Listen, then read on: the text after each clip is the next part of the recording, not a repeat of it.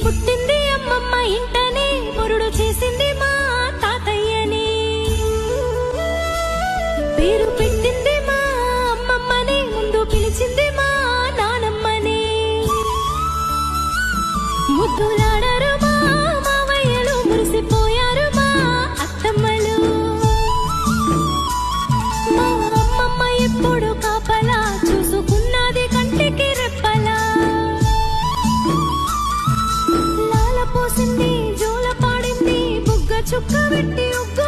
పెట్టి